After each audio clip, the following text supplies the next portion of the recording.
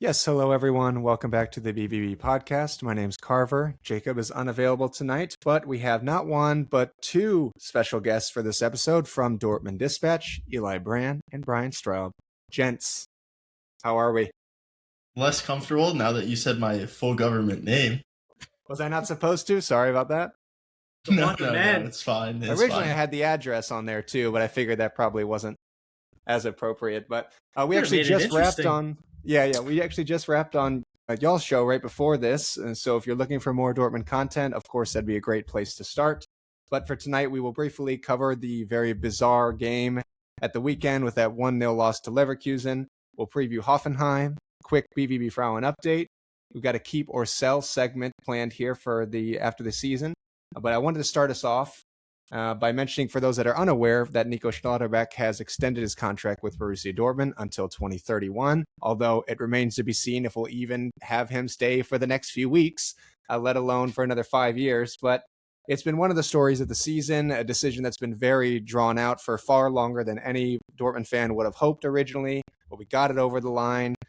In the end, it's business. Both parties kind of achieve their goals. Dortmund are going to get some money from Schlotterbeck if he leaves soon, and Schlotterbeck reportedly is getting an out for some clubs, which we can mention too. But any quick thoughts from you guys for this extension from one of our best players? Yeah, I mean, we kind of talked about this on our show as well. I think financially it's good. I think, if he were to leave, we get a solid sum for him if those clubs do end up being interested. I think two of them are Liverpool and Real Madrid, from what we've mentioned. When it comes to the actual optics of it, it has the potential to be a complete PR nightmare, especially considering we have those special kits that are out now as well that have him on the back. Something that I would say is, generally reserved for legends of the club, which I don't think he has the status of. He has the potential to if he stays for an extended period of time and performs as captain. Leads us to a title or something like that. But as of right now, I think, it has the potential to be very interesting in that sense. That being said, a lot of what's been said about the release clause and all that is media speculation. And all the steps that Dortmund have taken make it seem like they're reasonably certain that at least he'll stay for another season. So, yeah, it's hard to make heads or tails of this, really. From a fan's perspective, if the release clause is true and he does end up leaving, it's going to suck, obviously. But yeah, I mean, I don't know. I wish the deal looked a little different, but what are you going to do? Oh, yeah. It's hard because we want to get excited about this deal, right? But after everything the past few weeks, we're like, all right. Eli, what do you think? Yeah, there's two things I can kind of read into and do some analysis on here, and that's the big hullabaloo, the big announcement. That means the club is very confident he at least stays for one more year. However, the second thing I can read into, Carver, this is less positive. 10 million euros, even with bonuses rising up to 14, is under market value for what he would have gotten had he ran down his contract, had he transferred this summer. He would have been looking at 14 million euros as the starting salary.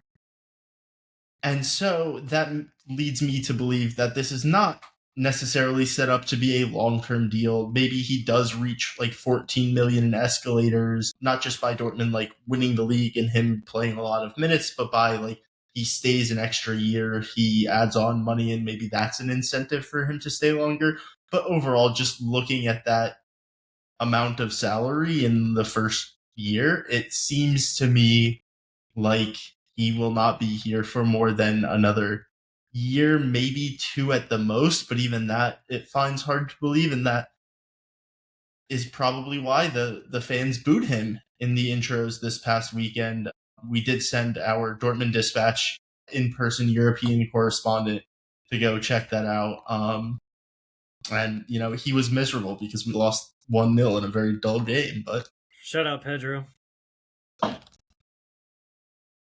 Yeah, that, like I said, that game was bizarre, and the perfect segue. Yeah, Schlotterbeck did receive some whistles in this Leverkusen game at times when he was on the ball. Niko Kovac at the end of the game said he did not hear these, but of course that's the professional answer he's going to get.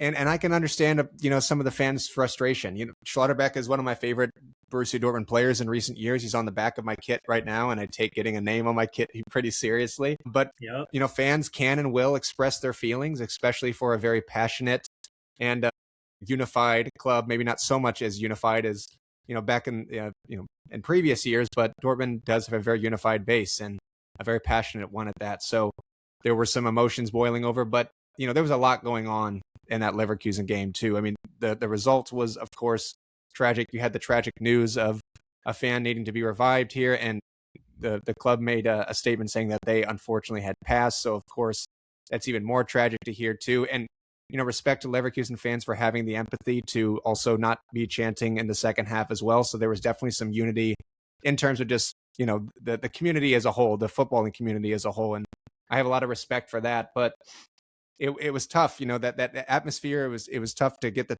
team to push onward whenever we needed to get them to a second gear. But I don't want to get too far ahead of myself. I do want to take it back here to just the beginning of the game for Leverkusen, where we had 6 players unavailable going into it. Karim Adeyemi had a suspension. Emre Can, of course, had his injury. Kuto had some muscular problems. Mecha has been out for a while, and he will be continuing to be out for several weeks.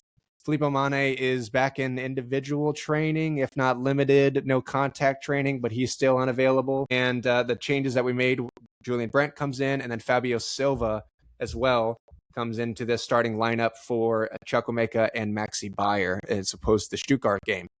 And this was an interesting lineup. It looked like, at least at times in that first 30 minutes, Girassi and Fabio Silva kind of found themselves in the half spaces with Brandt making some central runs in behind and between them, which I thought worked, well. It didn't obviously produce for a goal, but Brent did find himself in some really good positions, and it was the exact same sort of runs that we saw against Stuttgart as well. And Leverkusen did show us a lot of respect whenever we were in possession. They sat back a lot, but also Dortmund had a pretty assertive 30 or so minutes to start the game. 70% of duels won, 70% of possession or just under. Created a few half chances, but nothing really came of it, and the rest of the game was pretty tragic. What do you guys think? Yeah, so I said some silly things in the second half, but to start with that first half, you essentially have the back line, including Gregor Kobel, just start to give the ball away a couple times, and that's very much how Leverkusen come into the game. It's a little bit of pressure. Gregor Kobel makes a bad pass. All of a sudden, there's a counterattack. Then they, I think, had a corner off of that, and Dortmund were all of a sudden under a little bit of pressure, start to play their way back into it, and then again, it's a sloppy back pass, or a sloppy pass at the back from Remy Bensebaini that leads to a goal from distance. Andrick, not a ton of pace on it, but Gregor Kobel couldn't make the stop. I'd like to see him do better there, but at the end of the day, you're going to make mistakes at some point. It's not like we're conceding big chances. It's just that, going forward, I will have a lot to complain about, but I will let Brian and you respond to some of the things I've said before I go into my Girassi rant. I think I'll start a little bit on Girassi because we talked about it just a little while ago. I'll be very critical of the whole front line in this. I think when you have 14 shots total and only one of them is on target, I think that speaks for itself. I think that just shows a level of inefficiency in this game, or inability to get the ball into a threatening shot. I don't know. I think when you're playing at home, I think you need to do a lot better than that. And I don't think our forwards really did that in this game. I think there was a lot more of Girassi on the floor and kind of I'm not necessarily going to use the term flopping. I guess you could. I'm trying to be more delicate on this episode and say I think he should have stayed up for more of those chances that he had instead of trying to go down and get a call. I think there were a couple plays made by our attacking players that weren't great. Some tackles both from Girassi and Bayer that could have resulted in putting Dortmund a man down. On top of that, we can't forget Fabio Silva in this game, who registered 0 shots on target, or no, 0 shots in general. And I don't think he created anything in this game either, which is one of the main things that he's been good at this season. So overall, I just think the front line was lackluster. And I think when you're playing at home, even if you do go a goal down, I think they had more than enough chances to rectify that. Well, Fabio Silva did have one shot. I think like the bigger issue with like why are none of these players having shots aside from Sergio Grassi? It's like you literally see when we're getting into the final third, it's Sergio Grassi in the box and that's it. And that's clearly a tactical design. Whether that's partially coming from like Grassi like pushing people away and being like, don't get in the box when I'm in the box. I need all the space. Or it's like Kovac. It's like I think it's clearly some combination of like Grassi wanting to play in that style and Kovac very much supporting it.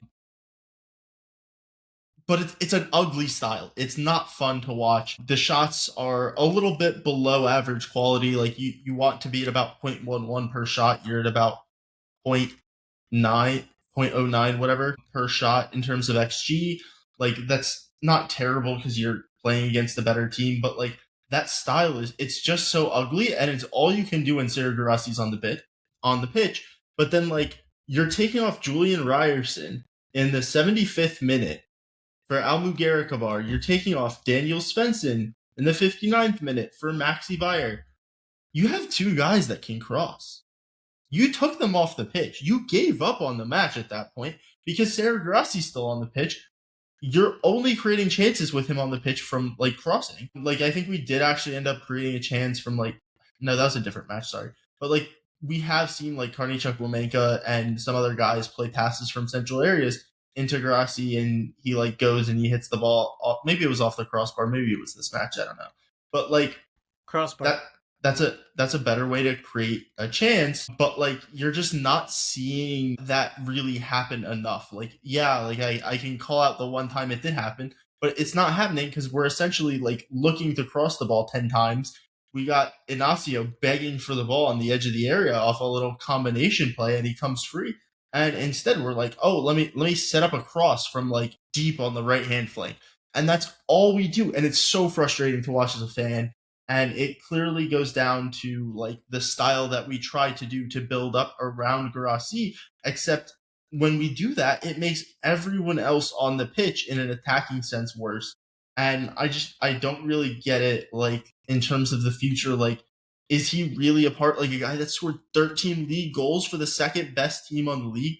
Like you can name the guys around him. They're not good. Like they're not players that you would expect to be anywhere near a Borussia Dortmund star. It pisses me off. And like, if we have to sell him this summer, which we do, he will have 19 million euros remaining owed to him over the next 2 years. He's already been paid like 16 million euros per year if you take his signing bonus and add that to his annual salary divided by 2 because he's been here for 2 years. We will have paid this guy 16 million euros per year over the last 2 years to come here. That's money we don't get back, and we have not seen 16 million euros worth of production on the pitch. And like, great for him, he gets to make a lot of money. I'm a fan here. I want to see the money spent in a way that can help Borussia Dortmund win. And 16 million euros for 13 league goals is not a good way to do that. That's my Grassi rant. I'm sorry. I can keep going, but I don't want to hijack the show. It's a good rant, and I could definitely add to that. But I just wanted to say quick, too, it's a poor performance all around from the team and Kovac. It's very poor game management. 2 poor games in a row now from him. Like I said, outside of those 30 minutes against Leverkusen and the opening 30 minutes in the first half, both of those games are pretty abysmal. I mean, we were very, very fortunate enough to get all 3 points in Stuttgart. But then to come back home and you know, you want to build on that. You want to all but secure a Champions League spot and keep ourselves higher up the table, and the players look completely unmotivated. Guirassy probably at the top of that list. He needs to go this summer, like you said. I tried to give him grace here during the winter pause, and how he did have probably 2.5 weeks of picking up some form in, what was it, late January, maybe early February, give or take. But outside of that, he's fallen right back into his form at the first half of the season, which, yeah, maybe 10 plus goals, but hasn't looked great at all. He's been very, very lazy, and this is a perfect example for this game here. I don't know how he played all 90 minutes. Silva was not great either, and we could talk more about him, but I would prefer Silva in all 90 minutes as opposed to Guirassy. I mean, just at the hour mark, the play was abysmal, you know, pissing away possession, wasted chance 10 or 12 minutes later. off the ball. Of course, he's not a striker that presses a lot, but he just doesn't give anything right now. Not even that physical presence in the box, like you mentioned, Eli, where he's, completely isolated, and he's not even winning the aerial duels. And if he does win an aerial duel, he's not getting a shot on target at all either. So it's like, what are we doing here, Kovac? What are we doing here? It reeks of desperation. And then 15 minutes or so 20 minutes into the second half, he's just throwing academy players out there. And I'm all for giving them minutes. I'm all for giving them experience. It's actually what I wanted. But there's just no clear direction of anything. It's just, you saw that with the way that Inacio played too, Kabar, like we mentioned, there's no purpose in our play with the crossing. It's just all throw anything at the wall that sticks and just see what happens. It was very frustrating.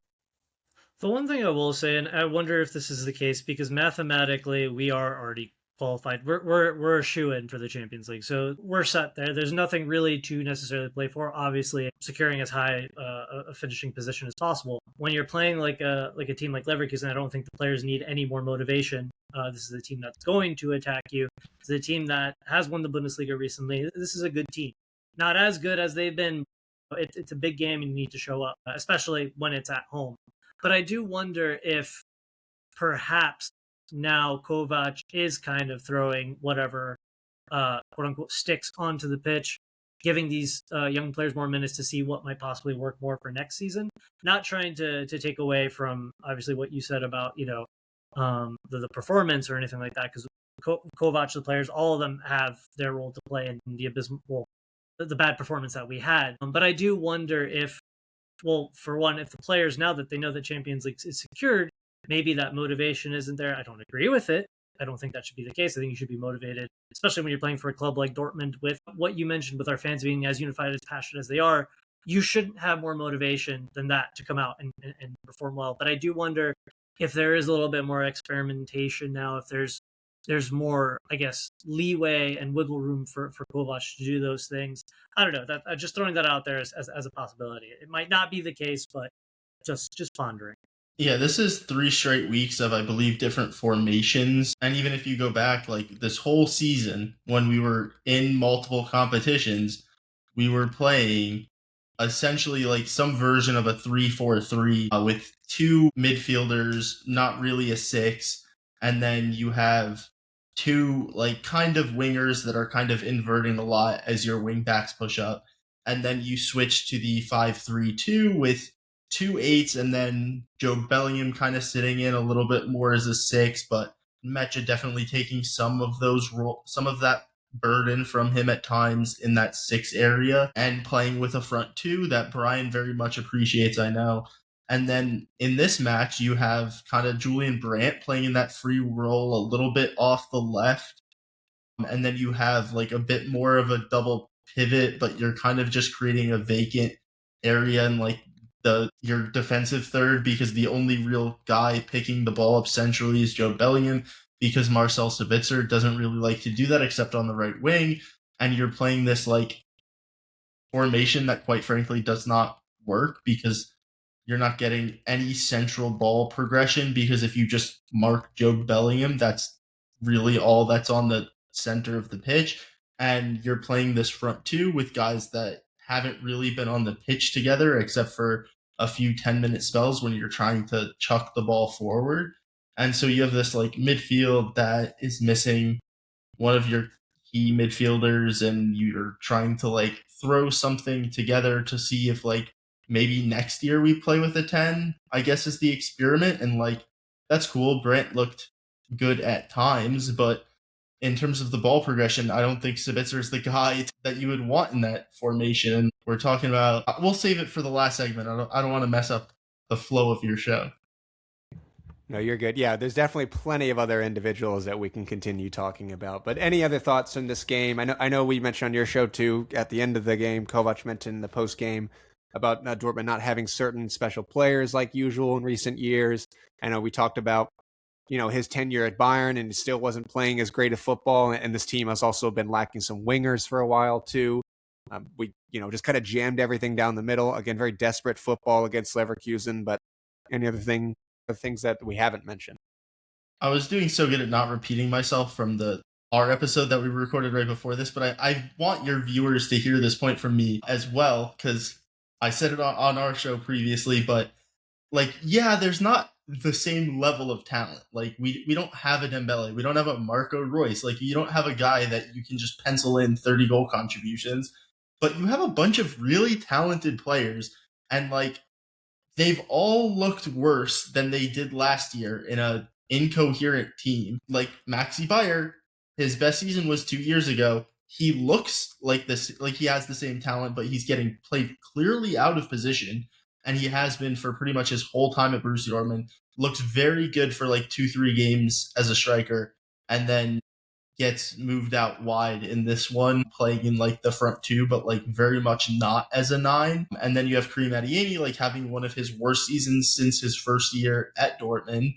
And then you have like Julian Brandt like looking good at times as a super sub, but not necessarily finding the same creative form, and like he's playing less. So like that should be there to some extent. Like the creativity shouldn't just disappear. Like it should be the physical stuff. I'm kind of surprised that the goals are staying and the creativity isn't. So it's like, really only Ryerson that's improved his creativity numbers, or just goal contributions in general, right? Like something as obvious as him. So, and that's just coming from set pieces. So it's like the attack just doesn't work from open play. And like that has to be on Kovac to some degree, because we've seen the same players on the pitch like play better. Sorry to cut you off, Brian. Yeah, no worries. I mean, I agree with a lot of what you guys are saying. The one player that I will say I think has improved or at least matched his output from his days prior to moving to Dortmund is actually Maxi Bayer. Because I believe he's on 9 goals and 8 assists, which is equaling his tally from Hoffenheim, which I think actually he's doing in less games than he did for Hoffenheim. I think better than his first year here for sure. Yeah. I mean, he's been consistent in terms of those numbers. I mean, I think he had around like 16 goal contributions last season. It was 16 goals and 1 assist for Hoffenheim, and now it's 9 goals. So the distribution is different, but overall, the impact and the amount of time that it's taken to have that impact is shorter, and the impact is higher, I think. But yeah, I mean, at the end of the day, it's interesting because half of the season that some of these players that we mentioned that played better last season, half that was under Kovac, like especially when he came in, when you had that front two of Bayer and Adeyemi. I remember on our pod we were talking about that. That was a great combination, and they were playing really well for 3 or 4 games together, and they racked up some goals and assists during that time as well. And last season, was it last season that the Adeyemi had his best numbers? It was, right? Yes, and Maxi Bayer only has 14 goal contributions in all competitions, and like the difference 17. 9 goals and 8 assists. I just checked.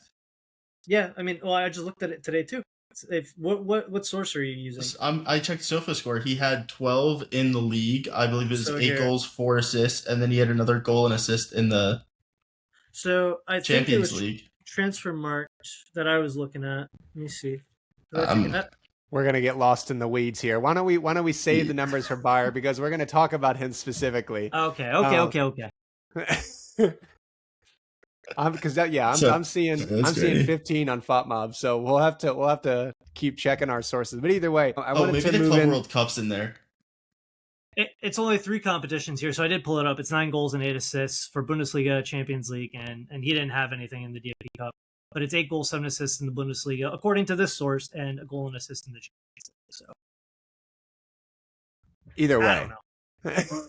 Who's to say? How are we counting assists so differently? Ask the sources, not me. Yeah, I'm gonna call up SofaScore right now. We'll need a reaction either way at Hoffenheim this weekend, who's been on a pretty big downward trend. I know a lot of people have been waiting for them to start losing their form all season. They've kept it up until just the last 2 or so weeks. They're losing a lot of steam. Just one of their last 5 games. They've drawn Wolfsburg. They've drawn Augsburg, who's also on a downward trend. I know on our show I mentioned Augsburg. We're actually picking up a lot of form here in the winter and early spring, but they're both kind of going down too. They lost to Mainz. They got whipped by Leipzig. But for my predictions here for Hoffenheim, I'm concerned about where our goals are going to come from, with Guirassy being completely mentally checked out at this point and not in any sort of form. Fabio Silva being more of a contributor rather than a finisher. I'm curious to see where these goals are going to come from. And Hoffenheim are the complete opposite of that, where they don't just have one person they rely on. There's plenty of goals and goal contributions in general spread across the board. They've got quality on both ends. And I'm still thinking, though, there has to be a reaction and there has to be a win, too, with Hoffenheim's form, maybe with their lack of confidence, but also does Dortmund need a reaction here? I'm going to go 1-0, if not a 2-1, but how are we feeling? I'm going to go with the same prediction, 3-1. On our episode, I mentioned it was going to be Aslani or Kremerich that scores, but I'm going to add on here and say Maxi Bayer scores against his former club. So I would love to see that. I said on our episode 1-0, but like Karim Adeyemi is back, so that's my guy. That's my favorite player. So I'm kind of thinking, do I give us an extra goal? Because I don't know. I said 1-0 before. I'll go 2-1. I'll say Maxi and Karim goal each in that front two that Brian and I just talked about and reminisced about. We've seen it 3 games this year. We've seen it 3 games last year. Pretty much perfect record in all 6 games. I don't know, Kovac. Maybe we should keep it. And then I'll say for Hoffenheim, a player we should consider signing that I haven't seen us linked with, Bazumana Torre. That guy is a baller. Yep. Do you think we can afford him? Listen, he's got a couple years left on his contract. Like, I think he could be in that like 5 to 10 million euro, like less than El Mala, and I feel like if El Mala's going for 35-40, I think you can come in like and 25-30. Yeah, and get him for a little bit less. He did sign a 5-year contract, which makes it a little bit harder because he's got, I think, 3 years left. And they might have Champions League football, but if they miss out on either way, I think he might be more valuable to us than he is to Hoffenheim, because Hoffenheim may want a little bit more depth rather than that top end production. Yeah, that's a good shout. I definitely, this team is desperate and need for wingers, in my opinion, and Sancho should be one, with just given his contract situation at United, could be on a free. Originally, El Mala was my number 1, but that seems unrealistic. So that could be something that's definitely worth exploring. Anything else for Hoffenheim before we move on?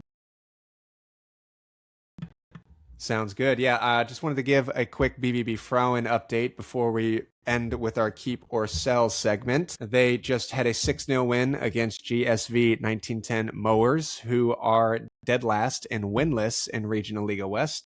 A dominant performance against 6 goals scored. 2 of them were within the first 20 minutes. We had 2 returns from injuries in 2026, Captain Paula Ryman and also Anne-Sophie Vogel as well. So some nice returns here. I don't think either of them have played, if I'm not mistaken, for BVB Frauen this calendar year. So good to have them back. I also forgot to mention last episode that FC Köln's U21s dropped points a few weeks ago versus Bielefeld. So BVB now have a game in hand and will play Bielefeld next Saturday, the 19th, with a chance to go even with Köln for first place in Regional Liga West. And a little clarification and just a little context for Regional Liga West. So in the current system, it's not like the team that's in first are going to be automatically promoted to the second division or to Bundesliga for Frauen. There are 5 Regional Liga divisions: West, North, Northeast, South, and then Southwest. And then only 3 promotion spots for the Bundesliga 2 are available. And then so the winners of all those divisions are going to come together for a playoff. And that is something that BVB Frauen are absolutely competing for at the moment. I think there was only an exception to that rule last season because of an expansion of Bundesliga 2 for the Frauen. But either way, Dortmund have a lot to play for the women's team. Again, now there's a very, very real chance for us to leapfrog them, if not just be right on even on points in the coming weeks, as their season in Regional League West only has a few more weeks left. It ends beginning, if not middle of May, if I'm not mistaken. So all to play for here. And we have a very exciting end of the season for them. All that to say, too, we want to get back to the men's team before we end our show here. I got a fun Keep or Sell segment. Hopefully, I'm not screwing up the technical side of this, but I wanted to share my screen. See if I can get this in just a few seconds. While he's doing that, I just want to comment that it's very impressive that they're scoring 6 goals when Dana Markart, their star striker, has done her ACL and is out for the season, I believe. Yeah, their goal differential is still just as cartoonish as the first, the year that they were even in existence. I think it's like 88 goals scored and only 10 goals conceded. So, for them to be continuing to have higher and better competitions with injuries, like you mentioned, with rotating squads, BVB Frauen continue to crush it. So all credit to them. And yeah, feel free to keep checking out the resources we have in the description. Can you guys see my screen okay? Yeah, I see it. Cool. All right, so I only put 4 players in the keep category to start with for the listeners here, just because I thought, in my opinion, the club already have or should be building around them going forward. Those 4 players are Gregor Kobel, Felix Mecha, Nico Schlotterbeck, and Valdemar Anton. Real quick, does anybody disagree with those 4 before we get into the squad? Eli's got a smile already. I'm probably keeping Gregor Kobel, but like in no mean like if I would keep, but he's not untouchable to me. Yeah, that's fair. Brian? And like Nemecha we just extended. I don't like him, but like I don't either. We extended him. He's being kept. I don't need to comment on it beyond that. Sure. Yeah, I mean, I think 100%. The 4 players that you put in are definitely keeps in my opinion too at this point. I echo what you guys said about Nemecha as well, but like you said, we just signed him, so to a new contract. I don't see him leaving anytime soon, and he has been productive on the pitch, so it is what it is. And I think those look good to me. And then, of course, to wrap off with the 4th player here, Valdemar Anton, the unsung hero of Dortmund, I think, as of this season. And definitely these last 2 games, even though one of them was a very disappointing result, Anton has been, rock solid in our defense, especially in the away game at Stuttgart with the boos that he received. He still had a great mentality about him, a great attitude, and was able to get a clean sheet there and still be very solid in the Leverkusen game outside of us conceding that dumb goal, which was not his fault, of course. So I think it's a no-brainer for us to be keeping him around. But going to go down here a little bit. Let's start with Julian Ryerson. How do we think? We actually had a conversation about this somewhat recently. I'm a keep unless it's silly money, personally speaking. Yep. Because of the set pieces, I think you keep him, but there is like a world in which like if Dortmund were targeting and we're very confident in signing a set piece specialist, a corner kick specialist especially, there is a little bit of worry about how he ages, but I just don't think that anyone's going to like pay you anywhere near enough to make it worthwhile. So like I'm keeping him, but like there is like a 5% chance that I would be willing to sell him if like the stars aligned, but it's not worth talking about. I'm sorry. I've wasted enough time. No, you're good. I exact same opinion. I don't think it'd be worth selling him either, Brian. And just to add on quickly, I mean, the other thing is obviously Ryerson was one of those players that is constantly running on the pitch, always gives his all. I think that's an important player to have on a team like Dortmund or any team for that matter. So like I said, unless it's silly money, it doesn't make sense. So echoing what Eli said. Sounds good. I'm hoping that people at home watching on YouTube are enjoying my Canva here and my little arts and crafts I got going on. Very low budget stuff, but that's appreciated nonetheless. Yeah, thank you. We got Marcel Sabitzer up next. Someone who came for a good amount of money. Of course, was part of Kale's project of getting, quote unquote, more proven winners, more proven Bundesliga experience. Has had moments, but it's pretty clear his best years are behind him. Could he be a rotation player for us next year, or is it just worth for us to maybe cash in if there's an offer? As someone who really likes Sabitzer for the player that he was, I think at this point, parting ways, if you can, because I don't know if you can, if you get an offer, I think parting ways at this point, letting him do something else and retaining the money that you're paying for his salary and repurposing that, I think it only makes sense. So I would say sell. Yeah, he has 1,500 minutes this year. I don't know if there's a world in which you want him to play over 500 next year. And with 7.5 million euros owed to him, I think you want to move on from that, even if you're selling him at a discount, because just clearing that wage would be so valuable. I don't know if he's going to be willing to waive any of that, but hopefully you can sell him to MLS and they can pay him a similar salary and you don't have to pay him off. But yeah, you got to sell him. Like, this is not there's the risk of like a player not performing in the minutes, and there's like the risk of like the player having to play a certain amount of minutes. and you don't want to risk him having to play a lot of minutes next year. Yeah, my only concern is just how we're going to deal with not necessarily replacing him of his quality, but just having more depth in that position. But Mekcha has had a handful of medium-term injuries in his 3 years at Dortmund so far, and Job looks very promising. I've talked about him plenty of times before, but I'm just concerned of who's going to be right next to him if it's not going to be Sabitzer. It needs to be someone of quality that can get results not only in the Bundesliga, but I've still been dreaming of a deep Pokal run for quite some time now, not to mention European competitions as well. But sounds like we're still on the side of sell. Is that right? Yeah, we have some Casper Yander propaganda that Brian and I are pushing to fill that vacancy. Yeah, we do. I think that'd be a good shout for who could come in for a reasonable price too, I think. Yeah. We talked about a few other prospects on the show. Assuming they lose the promotion playoff. Promotion playoff. With that caveat. Karim Adeyemi up next. He's a player of moments rather than consistency. He's honestly even a liability more than productive in a lot of matches. Career high at Dortmund is just 7 goals in the Bundesliga last year, and now this season he's equaled it as well. But I don't know. He just hasn't been good enough for me for the price tag. Like I said, there's been plenty of extremely exciting moments. He's a very extremely exciting player. I love him to death too as a person, but I just don't think he's good enough to be a starter at this level. And if not, then what are we doing? He had 21 goal contributions in all competitions last year in a very inconsistent side. And I think like the biggest, I'm biased. Like Karim Adeyemi's like my second favorite Borussia Dortmund player in my living memory, to probably Marco Reus.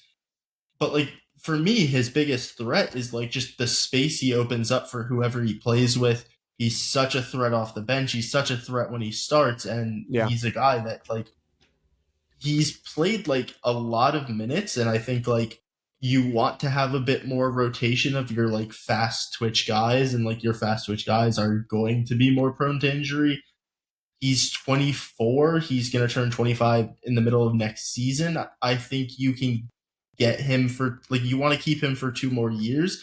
I'm very scared to see how he ages because on one hand, like, he is so much faster than everyone else that even if he slows down, he should stay faster than other people. But, like, what if that starts to fade and, like, what if he picks up the one injury and then it's, like, there's very much a path for him to be very bad very quickly after that. But you want to keep him for his prime years. So, like, we re-signed Nico Schlotterbeck. We're kind of putting chips on the table. I think this is a guy you want to keep. I'm on the fence with Adeyemi, and I guess I'll kind of talk through it here because on the one end, Eli makes a lot of good points. You do have a player that offers a significant amount of threat. There is the inconsistency that Carver mentions as well. I think for me, it comes down to 2 things: what the plan is if you do sell him to replace him, and how Dortmund plan to play next season.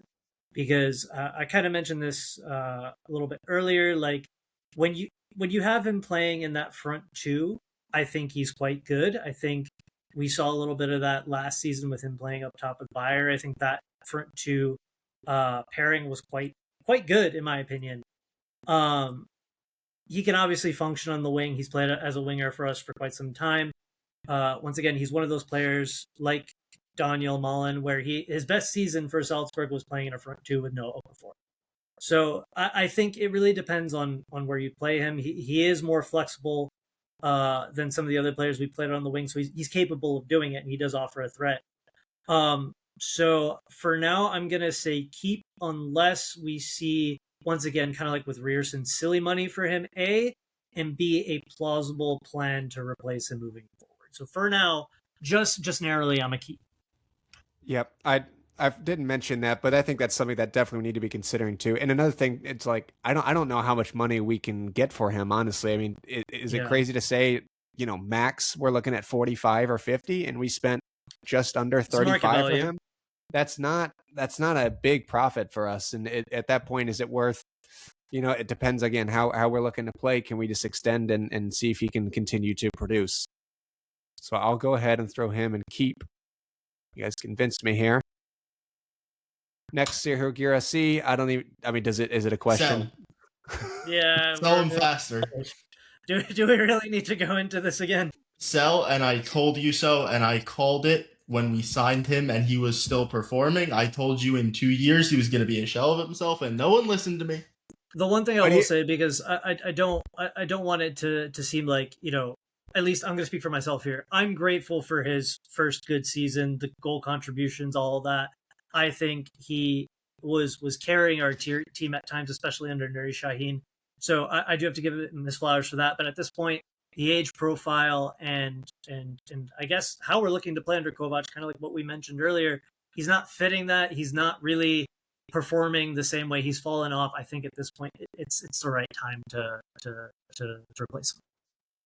Yeah, I think it was a no-brainer for the club to sign him initially, just with the release clause. So it was 17 and a half. Did we get him? I mean, that's a steal for someone that got 35, if not more, goal contributions in his last season before coming to Dortmund. So, I understand the business there, and 32 goals, I think, if I'm not mistaken, for Dortmund in his first season. But from the very beginning of him in a Dortmund kit, his attitude has been a question for me, just in terms of his behavior on the field, of course.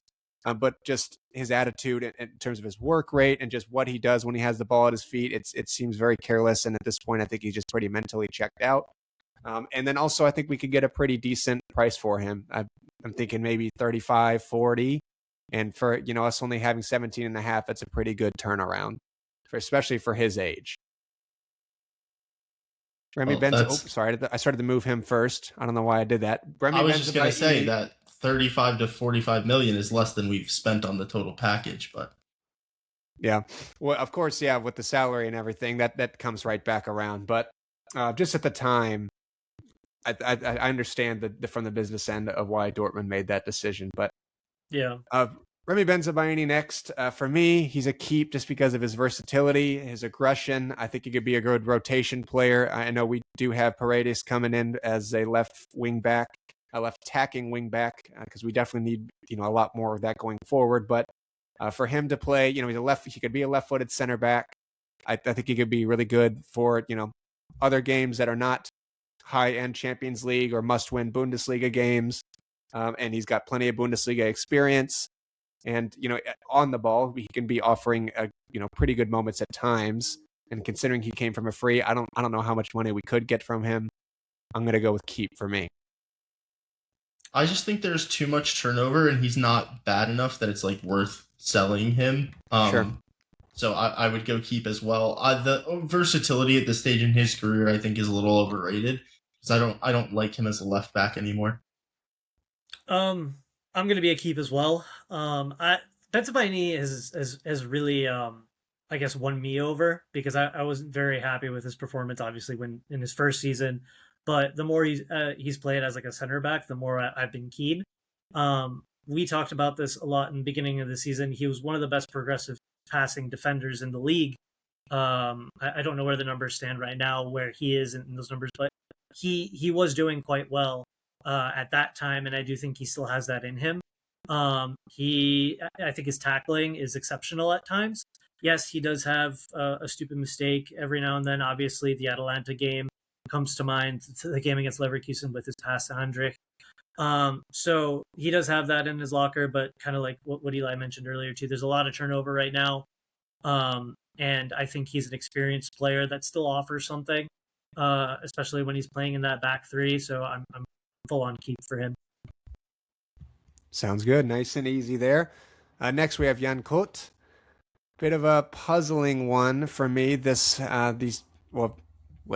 Almost 2 years here at Borussia Dortmund. I think he's still got a very high ceiling, and there's definitely going to be a lot of room for potential there, but I'm just not seeing it at the moment. Rierson continues to outshine him in terms of contributions, but I know for a number of reasons, Kot has not been up to the standards that we know he can be. And I think for me, it's just can we get a good deal for him? And if not, I see no reason to. What do we think? He's not trusted to rotate Julian Ryerson to an adequate level that it's worthwhile to have him in the squad. If you his wage isn't so extreme that I think he's that difficult to move. You might have to pay him off a little bit. I think he can go back to La Liga for like not nothing, but not what you paid. And I think that's got to be like the responsible decision, just because like he's played like 1,000 minutes this year, and like we're playing like 4,500 minutes, and you'd like to see him get like closer to 2,000, and he's not trusted enough to do that. And you look at his like how much he's played in big games against good teams, it's just not there. So I like the idea of Jan Couto. I think Couto is a player that offers creativity. He offers a lot, especially in the first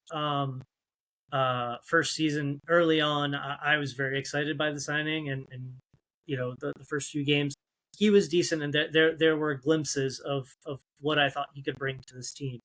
My biggest issue with Couto at this point is the physicality that he's struggling with. I feel like he's bullied constantly, and teams basically exploit him when he's on the pitch.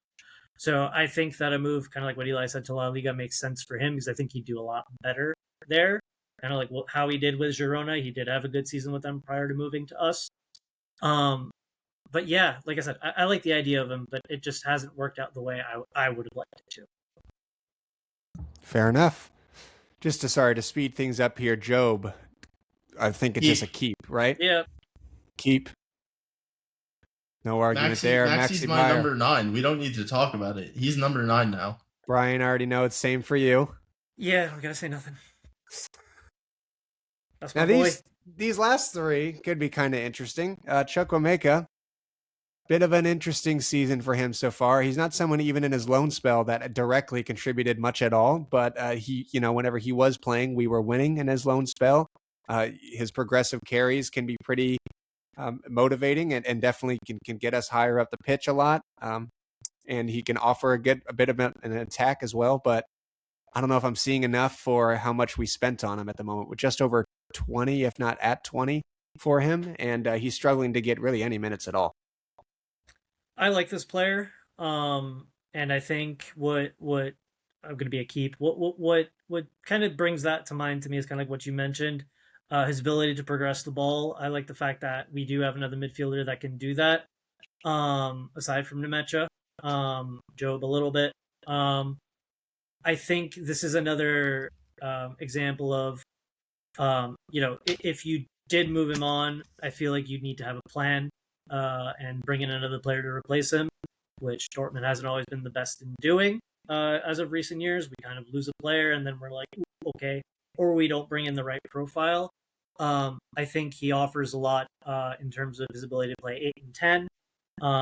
So once again, there's also the question of how we plan to play.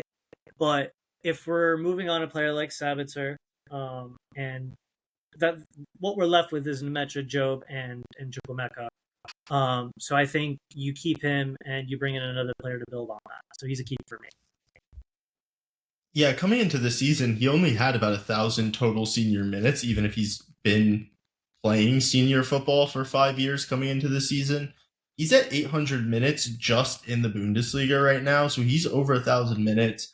He's matched his career totals for minutes in one season. That's a big progression. It's a big progression for him. This is his best season as a pro in the Bundesliga. He has 4 expected goal contributions in 800 minutes, which is decent. He has underperformed his expected assists, but that's not his fault. That's just like the luck of the draw and his teammates.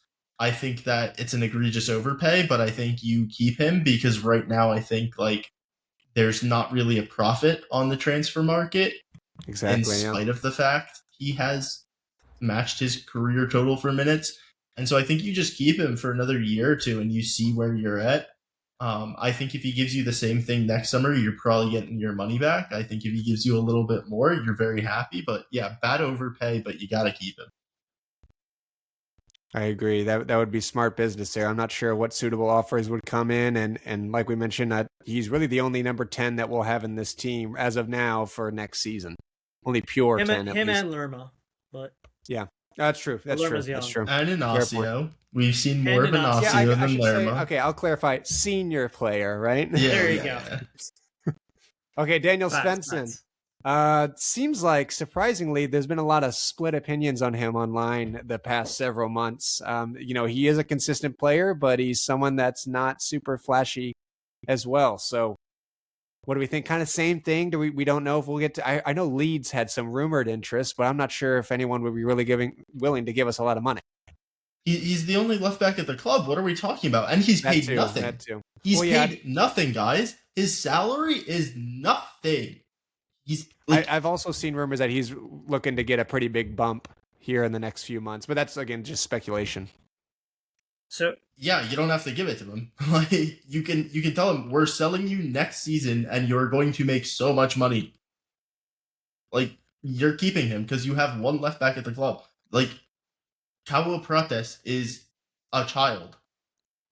So Svensson is another player that I like quite a bit. I know that he's received some criticism this season, obviously not up to the same standard as we saw in the second half of last season at all times. But we have to remember that, kind of like what we're saying, he's the only left back at the club.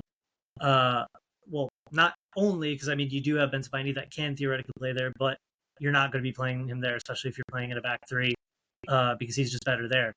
But Svensson has played a lot of minutes. This is a player that has put in a lot of work. It makes sense there's going to be a drop-off in his performances. So there's that. But also I'd want to throw this into the conversation as well. When he was at FC Nordsjælland, he also played quite well in the midfield role. Yeah. He did for like 2 or 3 games when he first came here. I remember us talking about that. He did pretty well when he came in, I think, and when he played for us in that midfield role, and he did quite well. He played, I think it was almost either half a season or an entire season that they moved him from left back to play in midfield, and he did quite well. So that versatility is also something that speaks in favor for him. Depending on the midfield options we have next season, I'd be curious to see him get a few starts in midfield to see if he can replicate that. At this level, obviously not in the more high stakes games. And I think this is something that Kovac could possibly experiment with a little bit more till the end of the season. So he's a keep for me. Yeah, 3,700 minutes between DFB Pokal, Champions League, Bundesliga, and Club World Cup. Like that's 2 players that you would need to sign to replace him. And he gets paid nothing, like I said. Like yeah, I don't have many arguments against that. I didn't know if the club was planning on signing another fullback and then going with Benzabaini, Paredes, and then possibly a third. But just given the amount of football that Svensson has played and how important Kovac values him, I think it's safe to say that he should be staying here at least for a year. And then last but not least, we have Fabio Silva. Also, some pretty splitting opinions on him. Of course, he has not scored many goals. I think just 2 so far for Dortmund, but he has been contributing with assists as well. He brings in a lot of energy whenever Guirassy looks like he's completely fucked off. But there does need to be a bit more from Fabio Silva. I know it's only been 1 season so far, but I do wonder if he's going to be continuing to just be an impact sub like Paco Alcacer, or if he's going to be the new number 9 when Guirassy leaves. What do we think? Paco's trajectory ended up having him become a starter. Obviously, you would hope that, Silva could follow that same trajectory. I was not for this signing, putting this on the record when he first signed, but this is another player that, due to the qualities that he's shown, granted not consistently, he's won me over a bit. Once again, this is not a player that at time of recording is a bona fide starter for us. I do like what he offers. I think his interplay with his teammates when he comes on is great. I think the creativity, I think it's 7-8 assists or something right now that he's put up is fantastic. But then you have games like the one that he just had against Leverkusen where little to no impact, little to no creativity. So he's inconsistent. He hasn't been consistent anywhere, kind of like what Eli mentioned, at any point in time throughout his career. So I think he's a keep right now because of what he could possibly offer. But also I think he's another one of those players that I don't think you're going to get the $25 million that you signed him for. I think at this point you're betting on him having a better second season. And then if that's the case, then he comes in and is a bigger contributor, or then you end up selling him the season after. But as of right now, I think this is a player you give one more season to. And yeah, he's a keep for me. I really don't like his fit on the squad because I don't think he's capable as a starter. I don't think he's shown me enough off the bench to like disprove that. The numbers off the bench are good, not great. And when he comes in as a starter, he looks a bit poor, and some of that is he's playing some of the tougher games. But if you look at like the last 10 matches he's played, he has more yellow cards than goal contributions. I just, the biggest issue for me with Fabio Silva is like, can you sell him now? Maybe. You're probably taking a loss. I don't think I hate that because I think part of the issue is I want to play Maxi as my starting striker. I don't want my backup striker to be Fabio Silva. Like I'd like him as like a third, and I think he can back up a little on the wing and play a little off the striker. And like he's good if he's very willing to stay on the bench all year. Is he willing to do that? Quite possibly, because I'm not sure he can make as much money elsewhere. But it's just like, how willing is he to be like my third choice striker and my like fifth choice winger and play like 1,000 minutes at most next year? Because that's how I want to plan my squad. Is he willing to do that? Yes. I've already spent the transfer fee. That like I think I'm not getting it back if I sell him, so then I think I keep him. But it's like, is he willing to do that? I don't know.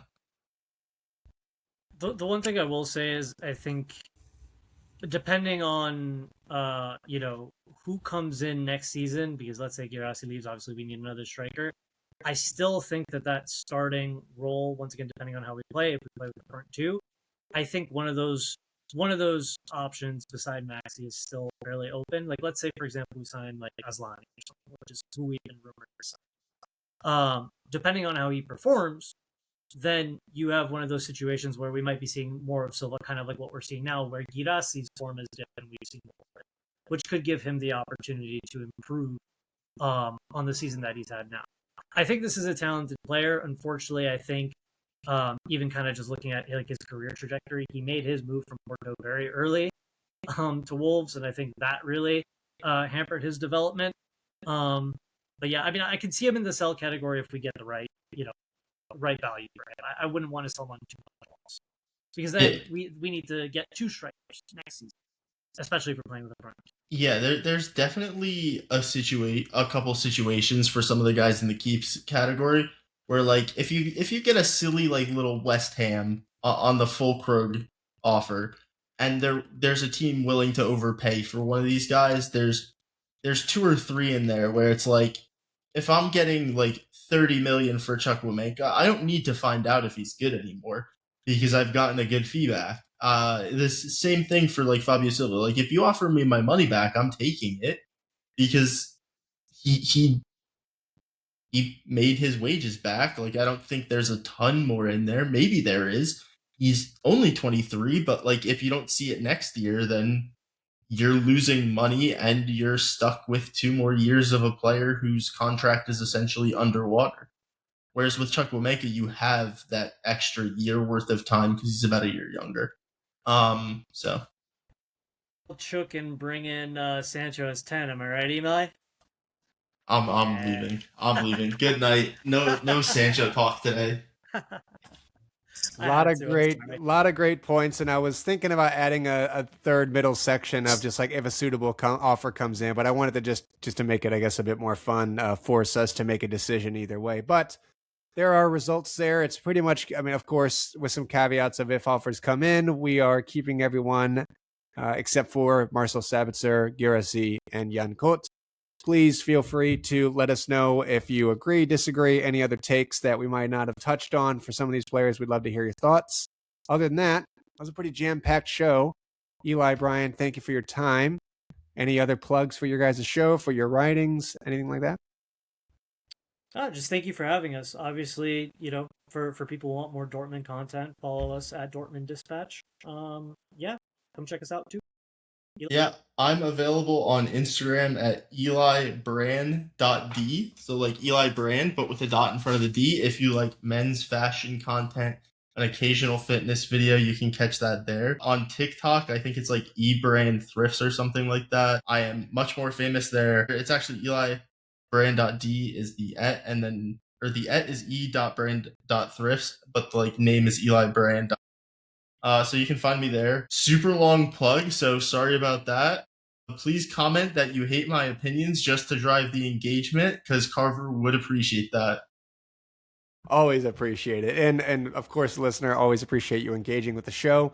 We will be back here, probably here next week, but we'll keep you posted. Remember, we got a live stream here in the next few weeks. More details on that soon.